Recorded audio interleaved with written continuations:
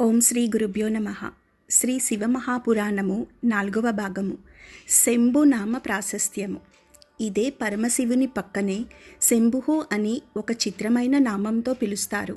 సం అనగా నిరతిశయమైన సుఖము, భావయతి అనగా కల్పించేవాడు.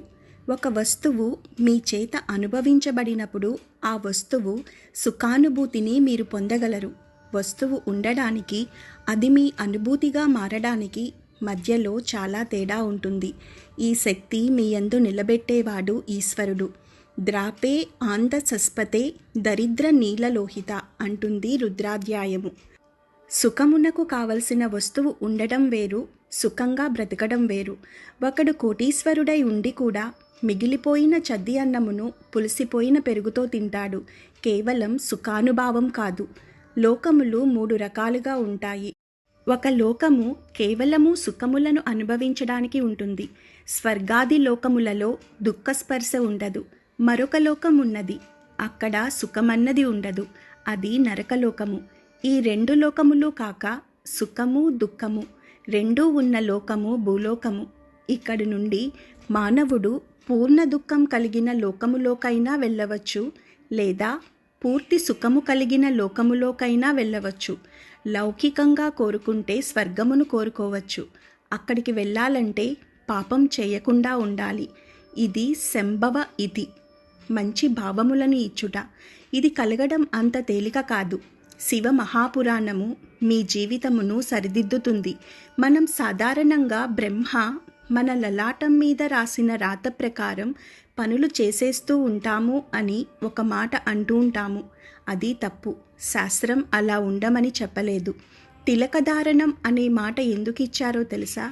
మీ ఆలోచన సరళిని మార్చుకొని గత జన్మలుగా తరుముకు వస్తున్న వాసనలను జయించడానికి, మీకు పార్వతీ పరమేశ్వరుల అనుగ్రహం కలగడానికే మీరు విభూతి లలాటమునందు పెట్టుకొని బొట్టు తీసుకొని ఆజ్ఞాచక్రం మీద పెట్టుకుంటారు. ఇప్పుడు పార్వతీ పరమేశ్వరులు మీ లలాటమునందు వసించి ఉన్నారు. లలాట లిఖితా రేఖా పరిమార్తుం నాశక్యతే. ఇది కదా సామాన్య సిద్ధాంతము. బ్రహ్మ రాసిన రాత మారదు, కానీ తిలకధారణ చేసి విభూతి పెట్టుకోగానే ఆలోచన సరళియందు మార్పు వస్తుంది. సాత్విక ప్రవృత్తి ముఖంలో కనపడిపోతుంది. ఆజ్ఞాచక్రం మీది బొట్టు అమ్మవారి అనుగ్రహం. అమ్మవారి అనుగ్రహం ఆజ్ఞాచక్రం మీద ప్రసరించడం మొదలవగానే మీ బుద్ధి యందు ఆలోచన మారుతుంది. తప్పుడు పనులను మానివేయాలనే భావన కలుగుతుంది. అందుకని మనస్సును జయించలేకపోతే ముందు శరీరమును అలంకృతం చేసి లోపల మనస్సును సంస్కరించడం దగ్గరకు వెళతారు. పెద్దలు ఇటువంటి ఆచారాలు ఏదో హాస్యాస్పదంగా పెట్టలేదు. కనుక తిలకధారణ చేసి భస్మం పెట్టుకుంటే మీరు దుఃఖమును స్వీకరించి దుఃఖము నుండి బయటపడతారు. మనస్సుకు రజోగుణ తమోగుణ ప్రవృత్తి ఉండడం వలన మీ మనస్సు పాపపు ఆలోచనల వైపు తిరుగుతోంది. ఈ త్రిగుణములు మనస్సును సుఖములను అనుభవించమని ప్రోత్సహిస్తూ ఉంటాయి. భగవత్ సంబంధమైన ప్రవచనములను వినడానికి వెళ్ళడానికి బదులు లౌకికమైన కార్యక్రమములు మున్నగు వాటిని చూడమని ప్రోత్సహిస్తూ ఉంటాయి. మీరు ఉన్నతిని పొందకుండా బాధిస్తూ ఉంటాయి. సంసారంలో ఉండి తరించడం చాలా కష్టం.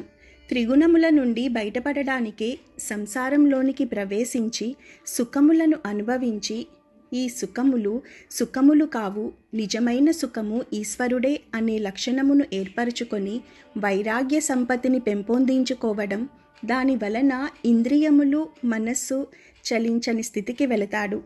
ఇంద్రియములను గెలవడం కాదు, మనస్సు కడాలని స్థితికి పూర్ణ వైరాగ్యం అని పేరు. పూర్ణ వైరాగ్యం పొందినవాడు జరిగేది అంతా ఈశ్వరలీల అంటాడు. అంత వైరాగ్యం రావడం కూడా ఈశ్వరానుగ్రహమే. ఈ వైరాగ్య సంపత్తి చేత శాశ్వత సుఖస్థానమైన ఈశ్వరుని యందు కలిసిపోతాడు. అప్పుడు వానికిక ఊర్ధ్వ అధోలోకములనేవి ఉండవు. ఇక మళ్ళీ పుట్టవలసిన అవసరం లేని మోక్షస్థితిని పొందుతాడు. ఇలా పొందడానికి శంభు అనుసంధానం చేసుకుంటూ ఉండాలి. శివుడి పాదములను మీరు గట్టిగా పట్టుకున్నట్లయితే, ఏమీ చేతకాకపోయినా శివనామములు చెప్పడం మొదలుపెట్టినట్లయితే మీకు తెలియకుండా ఒక రకమైన మార్పు ప్రారంభమైపోతుంది. ఆ మార్పు మిమ్మల్ని మంచి ఆలోచనల వైపు తీసుకొని వెళ్ళగలదు. ఇంతకు పూర్వం ద్వాపర యుగం వరకు ఒక లక్షణం ఉండేది. రాక్షసులు వారి గుణములను బట్టి తెలిసేవారు. కాబట్టి వారిని దూరంగా పెట్టడమో, పరమాత్మ వాడిని సంహారం చేయడమో జరిగేది. కానీ కలియుగంలో అలా కాదు. కలియుగంలో రాక్షసులు చిత్తవృత్తుల రూపంలో ఉంటాడు. పైకి దొరకరు. మోసం చేసేవాడే చాలా నమ్మించేటట్లుగా సాధుపురుషుడిలా ఉంటాడు. అవతలవాడిని నమ్మించి మోసం చెయ్యాలనుకునేవాడు మాట కలిపి చక్కగా మాట్లాడతాడు. ఇప్పుడు రాక్షసుడు వాని చిత్తవృత్తి యందు ఉన్నాడు. త్రేతాయుగంలో రాక్షసులు ఈ చిత్తవృత్తుల రూపంలో ఉంటే విశ్వామిత్రుడు యాగం చేయలేడు. రాముడు పలు రాక్షసులను చంపడానికి తానే అనుసంధానం చేసుకోవలసి వచ్చేది. కానీ వారు బయట రాక్షసులుగా ఉన్నారు. కాబట్టి అప్పుడు రాముడు వచ్చి బాణం వేసి రాక్షసులను కొట్టి చంపాడు. ఈ యుగంలో అలా కుదరదు. రాక్షసులు మన మనస్సులలోనే ఉన్నారు. వారు ఎప్పుడైనా తలెత్తి మిమ్మల్ని పడగొట్టేస్తారు. అలా పడగొట్టే రాక్షసులు ఇక్కడే చిత్తవృత్తుల రూపంలో ఉన్నారు. వీళ్ళని తొక్కి పట్టగలిగిన వాడు ఒక్కడే ఉన్నాడు. ఇతడే శంభుః. అందుకే ఏవం శ్రీ శంభుదేవస్య నామ్నా మష్టోత్తర శతం అంటాము. ప్రదోష వేళలో ప్రతిరోజు శంభునామములు చెప్పినట్లయితే ఆయన మీలోని రాక్షస ప్రవృత్తులను తొక్కిపెట్టి మీ భావముల యందు మంచి ప్రవాహమును ఏర్పాటు చేస్తాడు. ఈ మంచి ప్రవాహము కలిగిన భావన చేత మీరు ఉన్నతిని పొందేస్తారు.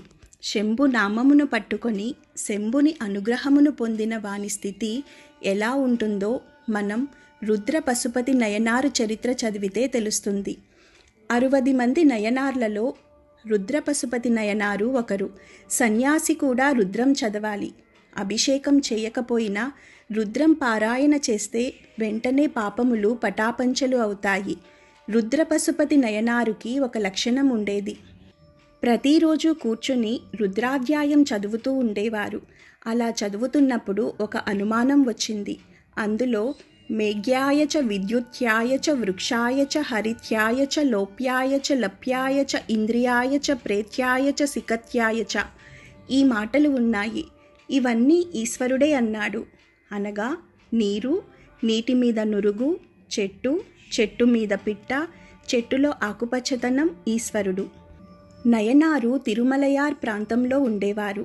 ఆయన ఈ రుద్రమును చదివి ఆకాశం ఈశ్వరుడు, మేఘం ఈశ్వరుడు, నీరు ఈశ్వరుడు, నురుగు ఈశ్వరుడు, చెట్టు ఈశ్వరుడు, పిట్ట ఈశ్వరుడు. కాబట్టి నేను ఇంట్లో కూర్చొని వీటన్నింటినీ చెప్తుంటే ఉపయోగం ఏమిటి? కాబట్టి నేను ఈశ్వరుడిలో చేరిపోయి ఈశ్వరానుభూతిని పొందుతాను అన్నాడు. ఒక రోజున తెల్లవారుజామున ఎవ్వరికీ చెప్పకుండా ఊరి బయటకు వెళ్ళిపోయారు. అక్కడ గల కొండ మీద నుంచి ఒక సెలయేరు జాలువారుతోంది. ఆ సెలయేట్లో నడుంలోతు నీళ్లలో నిలబడ్డాడు. చల్లని నీటి స్పర్శకు ఈశ్వరుడు తనను కౌగలించుకున్న అనుభూతిని పొందారు. ఇవన్నీ ఈశ్వరుడు కదా, నేను ఈశ్వరుడిలో ఉన్నాను అని నమః ఫేన్యాయ చ నమః సికత్యాయ చ ప్రవాహ్యాయ చ అని పారాయణ చేసి బయటకి రాలేక వచ్చేవాడు. ఒళ్ళు తుడిచేసుకుని పొడిబట్ట కట్టుకొని ఇంటికి వెళ్ళిపోయేవాడు. మరలా మధ్యాహ్నం సంధ్యావందనం కోసం ఆ చెరువు దగ్గరకు వెళ్ళిపోయేవాడు. నీళ్లలో నిలబడి శివుని ధ్యానం చేసేవాడు. చుట్టూ కనిపిస్తున్న ప్రతి వస్తువులో శివరూపమును చూసేవాడు. సాయంత్రం కూడా అదే నీటిలో అదే పరిస్థితి. ఇలా కొన్నాళ్ళు జరిగింది. చివరకు రాను రాను ఆయనకు ఎవరు కనపడినా ఈశ్వరుడే కనపడేవాడు. ఆఖరికి దొంగ కనపడితే నమః చౌరాయ చ అనేవాడు. అలా అంతటా ఈశ్వర దర్శనం చేస్తూ ఉండేవాడు. అప్పుడు శంకరుడు, ఇక నేను తప్ప ఇంకొకడు కనపడని నిన్ను నాలోకే తీసుకోవాలి అని నయనారుని తనలోకి తీసుకున్నాడు. అప్పుడు నయనారు శివునిలో ఏకమైపోయి తాను శివుడు అయిపోయాడు. దీనిని మనం జాగ్రత్తగా పరిశీలించినట్లయితే నయనారు భావన చేత మోక్షమును పొందినట్లుగా మనం గమనిస్తాము. సం భావయతి, మీ యందు మంచి భావములు ప్రవేశించి ఈశ్వరాభిముఖులై నిరతిశయ సుఖస్వరూపమైన శివుని యందు కలిసి మీరే శివుడు అవుతారు. అటువంటి స్థితి మనకు కలగడం కోసమే మహానుభావుడైన పరమాత్మ మనకి ఉపకారం చేశాడు. ఇటువంటి జ్ఞానమును శంభు స్వరూపం మనకు కటాక్షిస్తుంది. అందుకే శంభుః అనే నామము అంత గొప్ప నామం అయ్యింది. పరమశివుని రూపములలో ఆ శాంభవ స్వరూపం అంత గొప్పది అయ్యింది. ఆ నామములు చెప్పుకుంటే చాలు, మనం ఉద్ధరించబడతాము. ఈశ్వరాత్ జ్ఞానమన్విచ్చేత్ జ్ఞానదాత మహేశ్వరః. ఈశ్వరుని అనుగ్రహం వలన మాత్రమే జ్ఞానము కలుగుతుంది. ఆ జ్ఞానమును ఇచ్చేవాడికి మహేశ్వరుడు అని పేరు. శంభునామమును మీరు గట్టిగా పట్టుకొని ఆ నామముతో పిలిస్తే ఆయన మీ భావములను మార్చి మిమ్మల్ని ఈశ్వరుని వైపు త్రిప్పుతాడు. మీకు సత్ప్రవర్తన కల్పిస్తాడు. మిమ్మల్ని చక్కటి వాడిగా రూపుదిద్దుతాడు. కనుక మనం ప్రతిరోజు శంభునామమును చెప్పుకుంటూ శంభు అనుగ్రహమును పొందాలి. ఇదియే శం. ఈ లోకములో సుఖము దగ్గర నుంచి నిరతిశయ సుఖం వరకు, ఊర్ధ్వలోక సుఖం వరకు ఎంత సుఖం ఉన్నదని మీరు అనుకుంటున్నారో అన్ని సుఖములను మీకు ఇవ్వడం. దీనినే కామకోటి అని పిలుస్తారు.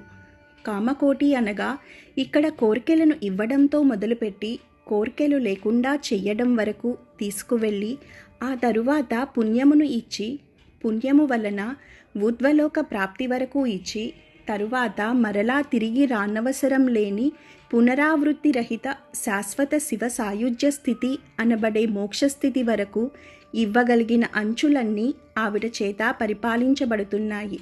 ఆవిడ యవనిక ఎత్తి ఈ కామకోటిలో నిలబెడుతుంది.